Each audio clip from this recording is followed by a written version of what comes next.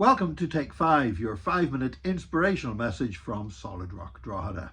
Yesterday I was doing something I do pretty well every day. I was scanning some of the news sites just online, just picking up some of the major news stories. I like to be informed about what's going on.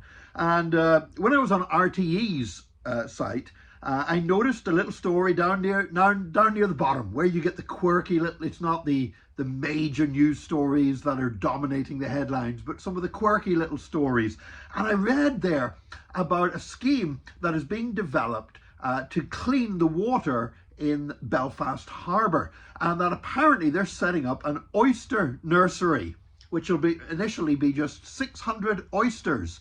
But the idea is that those 600 oysters will release millions of, I don't know, eggs, I guess you call them, to produce lots of little oysters. And they reckon that this is going to greatly improve the water quality in Belfast Harbour.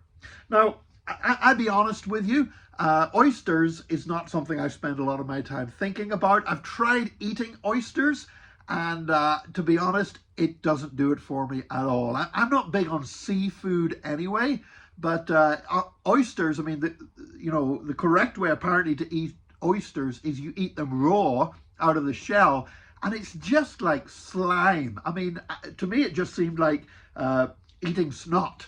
And the people I was with, this was over in the United States, they had said, you put Tabasco sauce on it and then you can really, taste something. And I'm thinking, well, what's the point of food that doesn't taste anything, that you got to put Tabasco sauce on it to make it taste like anything? And it's disgusting anyway. I just don't see the point of it.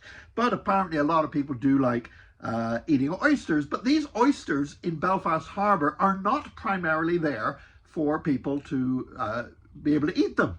They're there, apparently oysters, when lots of oyster beds settle in an area, provides more biodiversity for other species to be able to live in the water, but they actually do cleanse the water. Now I'm thinking about this, I'm thinking an oyster is very small. I mean, oysters aren't big at all. So how on earth are oysters going to make any kind of significant cleansing for a body of water as large as Belfast Harbour? Well, apparently they do, because oysters are continually filtering water and taking out algae and nutrients.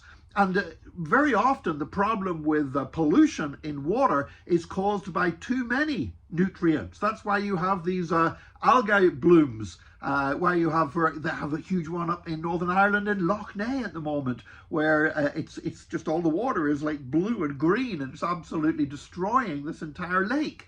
And so to have something like oysters that can filter out algae and consume it, that's their food, is actually very beneficial for water quality, even with industrial kind of pollution in waters. Now, apparently, get this, one oyster, just one single oyster, apparently can filter more than 50 gallons of water in a single day. Just one oyster. So you multiply that over, you start off with 600 of them, they reproduce, you have lots of oyster beds, and you're going to be filtering eventually. A massive amount of water is getting filtered without any mechanical process. You don't need machines to do it. It's not taking chemicals to do it. It's something natural that God created, the oyster.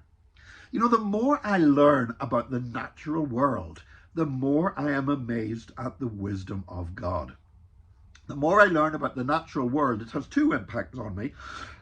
One of them is that I find it very difficult indeed to believe that all this amazing interrelatedness and complexity that we see in nature between so many different life forms could ever come about by accident.